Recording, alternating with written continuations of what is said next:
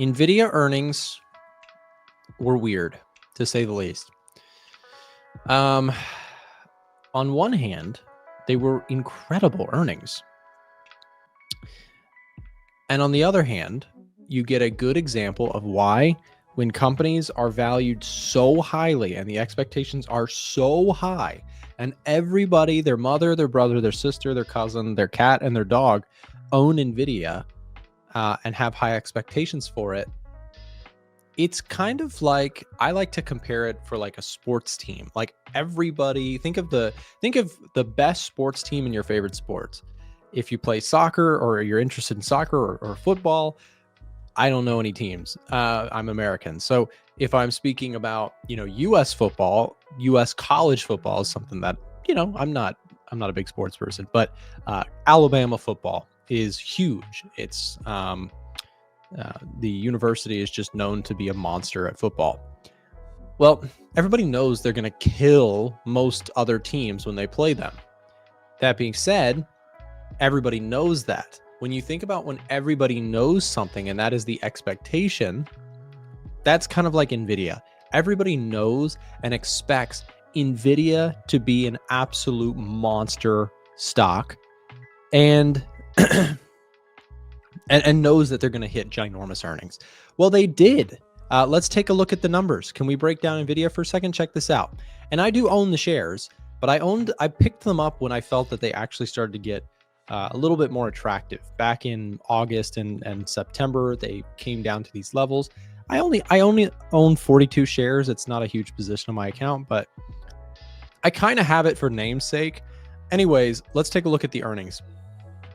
So yesterday they reported earnings after the bell, and they reported 81 cents compared to a estimated 74.8%, 74 cents. Revenue was $35 billion in the quarter compared to the forecasted 33.17 billion. That's a substantial beat, right? Well, it wasn't enough.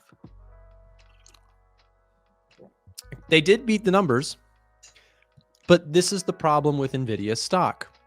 And there is very little problem with NVIDIA stock. The thing is an absolute freight train to the upside. If you've owned it any time in the last, you could not have messed up a buy entry in the last several years. If you bought NVIDIA anytime, you had a good entry. That's how crazy the stock is. So my point is this: why did the stock not go up? And don't get it twisted. This is yesterday's trade or performance. This is yesterday's. Sorry, I'm being confusing. Yesterday, NVIDIA's stock price was all over the place. The day before, it was up. But yesterday, it actually came down on the actual earnings report. So this is the earnings candle right here. The thing sold off and bounced pretty immediately because they were good numbers. They just weren't quite the interstellar level numbers that people were expecting secretly. This is crazy. You guys ready for this? This is wild.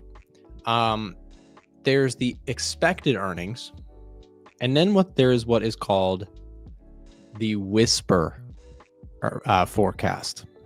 You ready for this? This is how ludicrous the stock is. And again, I own the stock, so I'm not saying it's just such an incredible grower. There's the estimated earnings, and then there's the whisper. And this is a new term to me. I didn't really understand this until recently. NVIDIA is a good example to learn it on. The whisper is where the analyst community really thinks that they're going to come out. So the estimated earnings and estimated revenue are produced by the company themselves. They estimated their earnings to be a certain way. The whisper is what internally to analysts and to top customers of NVIDIA, what the whisper earnings are actually going to be. Well, they didn't meet the whisper earnings, which I've heard thrown around were about a 10% higher than expected revenue and earnings. So even though the earnings were incredible, they weren't incredible enough. Does that make anybody else a little bit nervous? When we're talking about stocks need to do insane growth in order to not go red, does that make anybody else a little bit nervous about some of these companies? Our Black Friday sale is almost over. This was our best year yet at A1 Trading.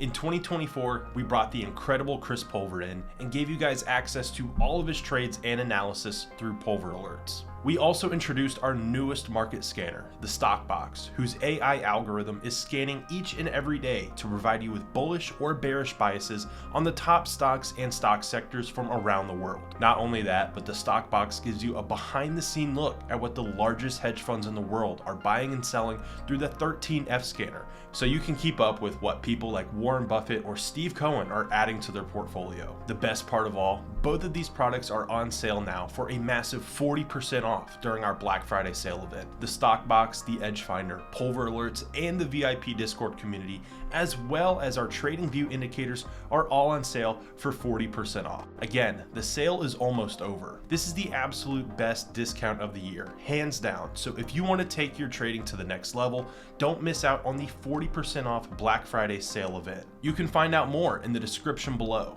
Again, 40% won't last forever, so take advantage of this huge sale. Stock Box, Edge Finder, Pulver Alerts, VIP Discord community, and Trading View indicators, 40% off right now.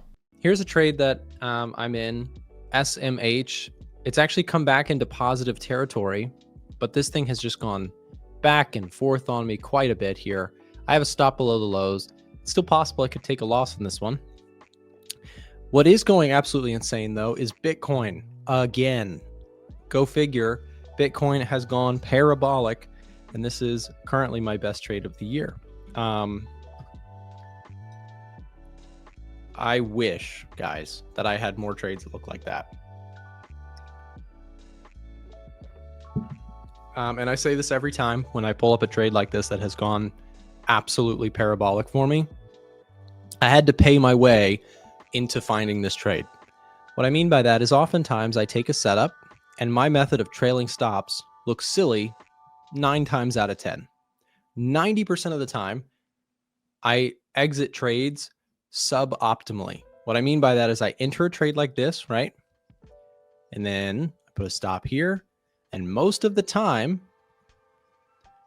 this happens, or this happens, or this happens, or this happens. Great. I trail a stop. Most of the time, this happens, right? Most of the time, I don't exit perfectly. Every once in a while, I catch one of these. So the reason I preface that is because these are not everyday types of trades for me. They are incredibly rare, and I absolutely love when they happen, but they're very infrequent. And I just want to disclose that because a lot of times I lose, 5K on a trade, I lose 6K on a trade, I lose 4K on a trade, and then I catch the $47,000 winner, right? I take a lot of losses. I take a lot of losses in order to catch the occasional monster trade. And if you're wondering, by the way, did the Edge Finder pick up on Bitcoin? It absolutely did. Bitcoin was getting a bullish rating on the Edge Finder when I took the trade. Let me see, where's Bitcoin? Bitcoin, where are you? Yeah, so Bitcoin was getting a bullish reading. It didn't close on a +5, but at one point it was a +5 intraday. I took the trade immediately, and that was great timing. It was probably this day right here. So currencies, you want to hear my biggest reason why I like gold, oil, silver, NASDAQ, S&P, why I like trading those things better? In recent years, they've trended a lot better than currencies. If you don't believe me, here's the dollar Swiss, right? It's been very ranging for the last few years. Here's the pound US dollar, very ranging. The euro, incredibly ranging, right? Okay, let's do the same study on gold. Gold, incredibly trending. Oil, still a little bit choppy, but still better than some of those currencies. Bitcoin, trendy. If you're a range-bound trader, and I do have some range-bound trading styles, currencies are great for that. Now, the euro's been trending well recently. That's been actually a great trade. There are times where currencies trend really well, but a lot of the times they're very choppy. So as a trend trader, I like to trail stops, momentum. I typically like to trade things that I see more momentum behaviors in. And that changes over time. But recently, in recent years, trading the stock market and commodities have been far more trendy than currencies. So long story short, I don't trade one thing, I trade many things, but I like to trade things that are moving clean with my style. I also understand the fundamental analysis a lot more on the stock market and specifically US data, as opposed to trying to balance two economies at once, right? When you trade the euro and the US, you have to know the intermechanisms of Europe and the intermechanisms of the US. And I would say I do have a decent hold on looking at multiple economies simply with the help of the Edge Finder that is made much easier. But I much prefer just keeping an eye on the US data. So that's why most of the time I trade things that aren't currencies, but I do still trade currencies. I just don't do it nearly as often because I find a lot more clear setups in other things. Miko, what do you think about the dollar? Dollar index has been up and away here recently. It looked like it was topping out at 107, has come down a little bit and then sort of poked back up. Any thoughts technically on the dollar? Yeah, so it is trading at some heights, and it's effectively trading at like a 2-year range almost. We haven't really been trading above these prices, for a long time, and effectively dollar has just been ranging. So it's either make or break. It's either we're going to respect the high and come right back down, or we're going to break through and maybe start to look at some of these higher prices back in 2022, 2023, when we formed that major top. So with me, with ranges, I'm always expecting price to remain in the range until we break out. So I would be pretty bearish with the dollar at these prices. In terms of looking to anticipate downside, it's always difficult to try and call the top. It looks like price is slowing down. It looks like we're kind of consolidating here on the 4-hour chart. So I think what would be nice in terms of an opportunity would either be if price can just maybe fake one more time and push down, or just break to the downside with some nice momentum, and there might be some nice pullbacks or some pullbacks in Euro USD to get involved with. But in terms of the prices we're at, I wouldn't really want to be a bull, at least from a swing perspective, because of where we're trading. If we can break through that, then of course I can speak about some buys on top. But for now, it does look like we're slowing down. We're hitting a really big level in the higher time frames. So I'm kind of waiting for dollar to make its move, and then hopefully I can find some opportunities afterwards. But at these prices, kind of waiting to see if we can get a bit of a move to the downside. Yeah, no, it's the dollar has been in a tear to the upside here recently, and I was actually thinking after we hit 107, started coming down a little bit, I thought that we would see a little bit more of a corrective pullback on this ginormous upward trend, but dollar bulls just seem stubborn right now. We'll see what happens with that. Marco, same question to you. Dollar index, what do you think here? So for the DXY, if I look at the daily chart, it is still looking pretty healthy on the daily chart, in my personal opinion, just by gauging the momentum. Sure, we're seeing some bearish pressure right here, but it's nothing major if I just kind of visually assess it. It's not like big red candles. So for me, the bulls are still in control on the daily chart. On the 1 hour, it's not such a good story, but kind of looks like a pause to me. Doesn't really look like a bearish case, but maybe just a pause between further upside is going to happen. And I would love for this thing to go up, because that means trends on EU, AU, and GU, and currently they are kind of being flat. So if this thing can just go up a little bit and continue with the uptrend, that would be pretty good for me. Yeah, it's been a well, of some of those pairs that you just mentioned, do you have a favorite current setup? I know we talked dollar index, and I'll come to Miko after this and ask the same question, but of those pairs or any charts that you're watching, what kind of sticks out to you as most pending for a possible setup? Well, I always love the euro and US dollar, to be honest with you. It's kind of, I would say, my favorite currency pair. And the trends are pretty clean. They're not that rapid, not so volatile as in, let's say, JPY pairs. But none of my dollar pairs are currently setting up. There was a potential start of a downtrend here on the 1 hour chart on the euro and US dollar, and I was definitely looking for sell setups here, but then it kind of fizzled out and did nothing. But yeah, I'm closely watching the euro and US dollar. For me, this current structure on the 1 hour chart is a downtrend, strong downtrend. And then I'm counting this as sort of a pullback, sort of an ascending channel before we possibly continue down. And I could look for sell setups. So that's going to be my game plan. And both the euro US dollar and the Aussie US dollar actually look good to me. Aussie US dollar a bit worse, a bit more corrective to the upside, but yeah. I was gonna say, I know you like the Australian dollar as well, and yeah, we'll see how this. We'll see if the dollar becomes a little bit more decisive. Could give us some nicer, clean moves on some of the currency pairs. So we'll see. Miko, same thing. Are you watching dollar crosses mostly? Or you're looking at yen pairs? Are you looking at what's top of mind? Well, there's not much I'm looking at right now, but I do have a couple of positions on, so I'm kind of just managing them. I do have a position on silver, which I took last week, which is looking okay. We came back into this area here, which was the support resistance I wanted to long from. Nice bounce.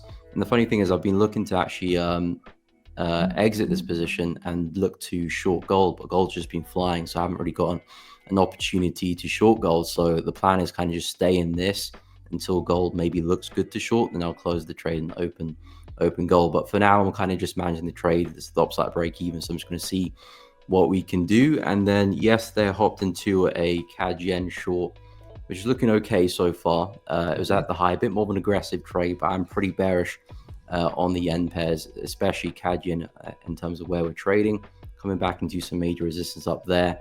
And I'm looking to see maybe if we're going to get a continuation of that big drop we had in July. Really aggressive momentum. This to me looks like some type of pullback of that move, and we've had a lot of rejection at that area there. So I have hopped into a trade at that high, and I'm going to manage that one as well, looking to see if we can at least get to this low, and then I'll start to look to trail and hopefully maybe be onto a nice winner. But those are the only two markets I'm looking at. There's nothing else apart from gold, which I said just keep pushing to the upside pretty aggressively, so there's no short for me there. So I'm kind of just keeping one eye, but yeah, we'll see how that goes. I was going to ask you about gold next. So while you got the chart here, so gold clearly seen a little bit of a bounce back. I'm not looking to short gold per se, but I also have eyed up the price action as looking interesting, right? We had this upward trend that was just relentless, right? It was just up, every single dip got bought pretty aggressively. And then we sort of lost that momentum, at least it seemed like, off of the daily chart. Price has been picking up. I know a little bit of geopolitical headlines have been contributing to that. You've had Ukraine and Russia going at it still, of course. But as we look at it, right, the 50% retracement is being tested right now. Maybe some resistance levels.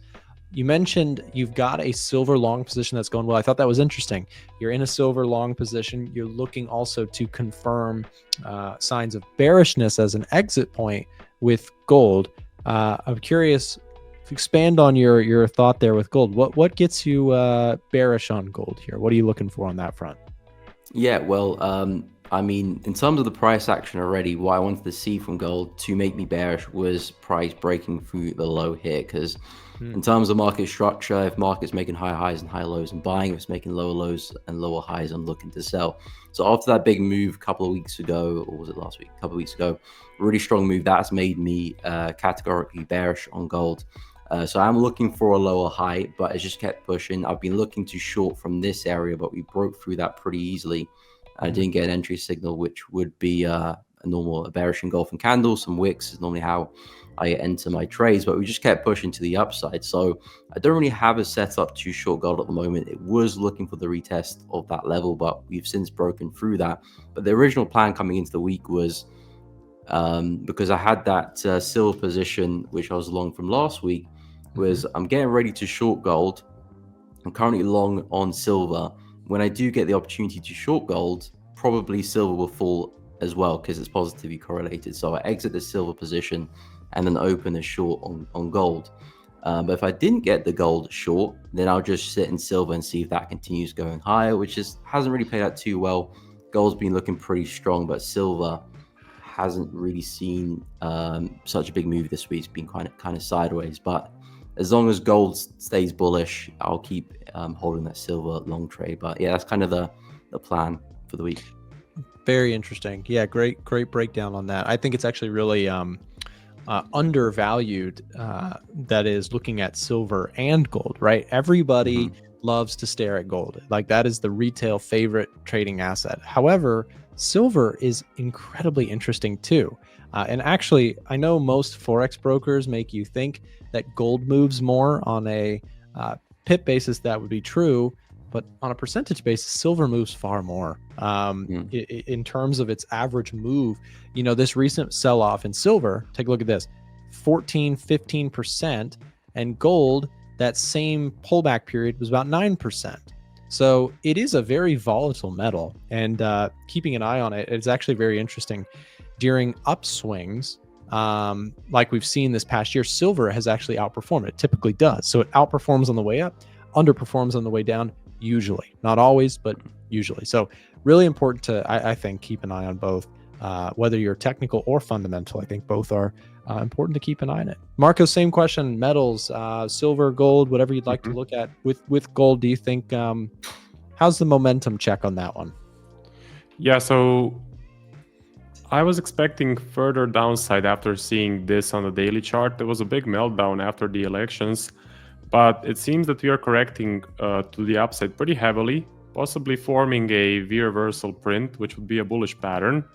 So for me, the bulls are currently winning on the daily chart. They definitely are. On the 1 hour chart, it's gonna be, yeah, just a nice strong uptrend, pretty clean. I'm gonna have to say. So essentially, I'm looking to possibly short gold. The problem is, it's not really a high probability trade.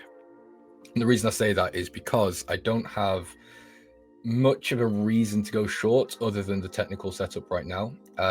You know, you could argue, or I could argue, that the sort of Trump trade is still going on, and there is potential there for Trump to possibly fix some of the issues in terms of the global tensions. But, you know, gold doesn't seem to be reflecting that right now. We're seeing a strong inflow of bulls at the moment, pushing price up quite aggressively. And I'm not going to be the one to tell them they're wrong. I'm not going to stand in the way of that. So we'll see. We'll see how price develops when we, well, over the next couple of hours, I guess. Hi, James. Hope you're well. Can you please look at New Zealand dollar trade? I'm still in, hoping for a break of that 583 level. Well, that's interesting because I'm in New Zealand dollar as well. It's actually just an entry, so let me have a look at your place here. 0.583. So I guess you're short, I assume. But yeah, I think the dollar long trades are still valid. Actually, I forgot to tell you guys, I'm fully out of my euro dollar trades. So I've been showing these off for a little while. I've been holding since, I think, the 12th of November was like when I initiated the first short. And then I closed out all of these positions today. You can see where I've scaled in and scaled out to re-add in later at different prices and things. You know, I got a few people saying that this is like gambling and this is, you know, playing hope and things. That's completely not what it is. The way that this strategy works essentially is you scale in and build up a position full of smaller sized positions. And you can see down here where I've scaled in, not really liked it, scaled out and then re-entered it at a higher price. And that sort of mitigates some of the risk you've got there. But of course, this is all trading macro, not technical. So there's no cool entries or anything to show you. It was literally a case of sell any pullbacks you see. So that's that. So I'm out of euro dollar for now, and the reason is because we've seen the dollar slightly slow down. We've seen the momentum start to lose or lose some momentum within the dollar. We've broken below our 200 Bollinger Band, and we are still using this 1.05 level as support. So I've just got a few red flags there in terms of the technicals, which I'm just not super happy with. So ideally, I'd like to see a pullback on the daily, and then I can re-enter some more short positions. But for now, I'm out of euro dollar. Maybe go even lower. I'm looking quite a big move. Yes, I think we'll see quite nice moves in the dollar. It's just a case of breaking this psych level at at 107. So you can see we've not broken above this level, or really even tested it since over a year ago, since October 2023. So if we can break this level, it wouldn't be a surprise if we do see quite large bullish moves as we start getting buyers back into this market. But again, if we do reject again, we could then start seeing sellers come in and start putting some pressure on. But in terms of the macros or the fundamentals, I don't really see any convincing reasons to start selling the dollar. Gold's setting sells up. Well, if ball out agrees, then that's good stuff. We often have conflicting ideas, so I'm sure if I go short now, it'll work out. What do you think about US 30 long? I'll have a look in a second. Hi James, do you mind looking at Australian dollar USD? I'm long. I'll have a look in a second. Yeah. Okay. So first of all, we'll have a look at the Dow. Let's see here. Well, daily's clearly trending to the upside, so we'll focus on the H4. Just bounced off our 200 moving average, which is quite nice. We've had, this looks like a 50% correction. Let's see. Almost, slightly over. Pulled into the fib level, which is nice. I quite like it to the upside. I wouldn't be opposed to buying US 30. The problem is not right now. I think if I was going to enter, I would have entered on this candle here. So I've missed the opportunity. But if you're already in a long position on US 30, I think it's great to hold. If you are short on US 30, I would buckle up, because obviously, the overall trend of this market is to the upside. I think you're going to be trying to fight the trend, and it might be a little bit messy. So you're long on the Australian US dollar. That's interesting. Not in this position. So let's see.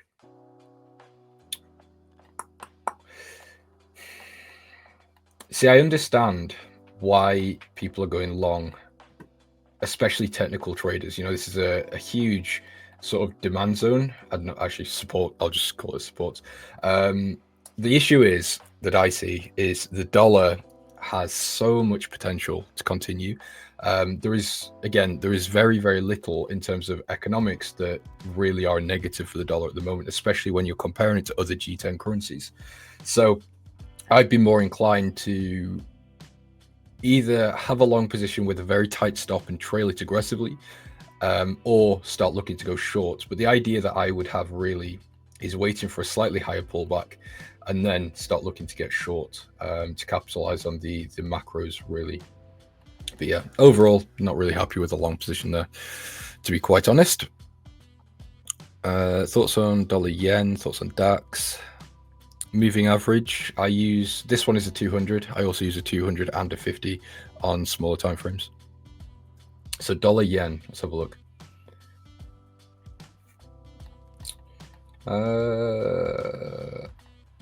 So actually, I was discussing this with some of the members this morning, or yesterday. We've been discussing quite a lot about the dollar, and in turn, we were talking about dollar yen, and we were saying that it actually does look like a really, really good buy position. The problem is that we are at risk of intervention. Actually, I think I was discussing this yesterday as well in the stream. So if we look at what's happened with the yen, we've had multiple interventions, and you can see these huge spikes in the yen. Obviously not every single one, but more than likely the majority are due to interventions. We've had quite a few recently over the past, when I say recently, I mean that relatively over the past sort of year to 2 years. Anyway, if we look at what's going on with the yen, the intervention that we had previously, or the most recent intervention here, was at the start of July, and that was a catalyst for a lot of things. We had the unwinding of carry trades, market flash crash, blah blah blah. It's a bit messy, but the point of the intervention was obviously just to slow down the depreciation of the yen, which they did temporarily. And now look what's happening again. We're starting to depreciate. We're coming back down to pre-intervention levels. So to me, any of the yen pairs, dollar yen, pound yen, euro yen, Australian dollar yen, etc., all very, very risky to trade. So obviously you'd want to go in for a long position on dollar yen. I think that's a given. We've got a weak yen and a very strong dollar. But regardless of your entry, regardless of your stop loss, well, kind of, and regardless of your take profit, all it takes is a couple of seconds for the Bank of Japan, for the Ministry of Finance, the MOF, to take an intervention, and you're stopped out for no reason, just because you wanted to get in on some cool technicals. So I do agree with the idea of a long dollar yen, but practically, I'm not willing to put my money on the line on something that may or may not happen, because it's completely out of your control. You know, there's nothing you can do other than wait, really. Dollar CAD.